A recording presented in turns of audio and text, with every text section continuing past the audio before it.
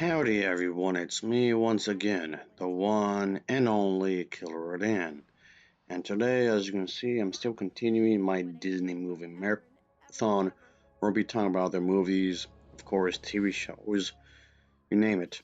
So here we go again, talking about some spooky stuff. Oh, definitely, because I guess why not, I suppose. Alright then, so I just thought let's just dive into more Halloween themed stuff. And it will be this, folks. It's an animated special kind of a thing with these characters, of course. And I was just debating to actually talk about this or not because this is one of those things I've watched during my Halloween thon. I just never got around to it, really. As I've often said, as far as I'm concerned, Halloween is a year round thing anyway. So, whatever. Here we are, I guess. Just make some Disney stuff up again on Halloween. As always, let's just get into the story, shall we? And it gets pretty wild on its own little way, of course. We can see that these characters are going to have their own adventure, as they often do when it comes to Disney related stuff, of course.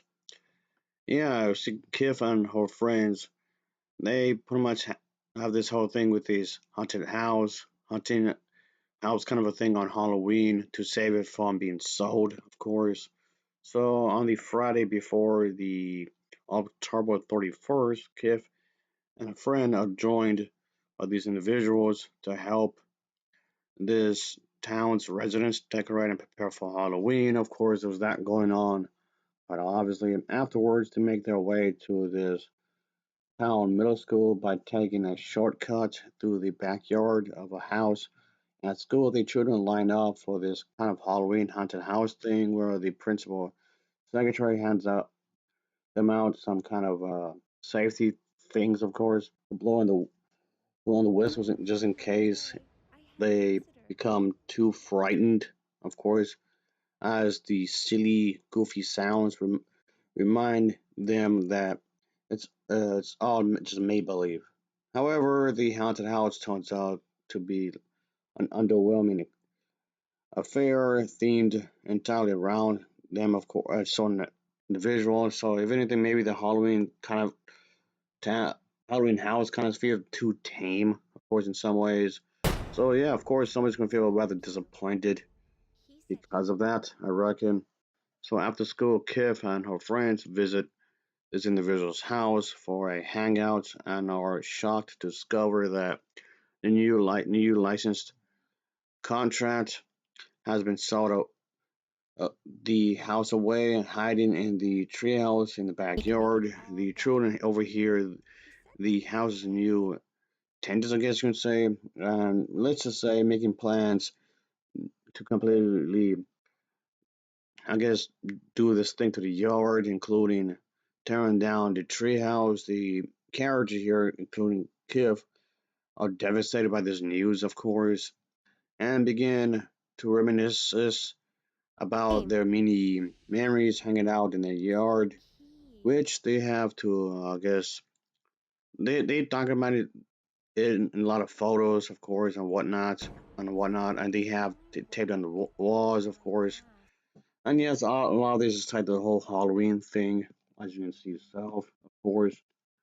So yeah, that's pretty much the overall idea here when it comes to this kind of storytelling in this episode. Um, I guess for what Disney's aiming for, it's not too shabby, I suppose. I guess in the grand scheme of things, it's not too bad. I do like the animation though. The animation is actually really good. Of course, I do like the animation. is really is really good. Actually, the animation is not too bad even for a TV show. Of course, I'm not going to be expecting TV shows to have to be on par in the movie's animation, but even then, the animation here is actually really good. Actually, so I just thought I'd just cover this. This is an excuse to talk about Halloween stuff, of course, which I probably was going to do anyway because I like Halloween anyway. So anyway, the this is definitely a good literal animated thing that was made, of course. I like the animation here, like I was saying. The voice acting, for the most part, was actually really good. The voice acting is actually not too shabby. And yes, even if it's a show, it doesn't necessarily mean the voice acting has to be bad. Of course, there's actually some actual effort in the voice acting, thankfully. So that's definitely is a good thing, of course. I do like the voice acting and all of this, of course. And the writing is solid enough. The writing itself is pretty solid enough in the grand scheme of things, of course. And I just, when it comes to Halloween specials, I know I don't review them, or just holiday specials in general. I don't review them that often. I've done them before multiple times, or just not super often, really.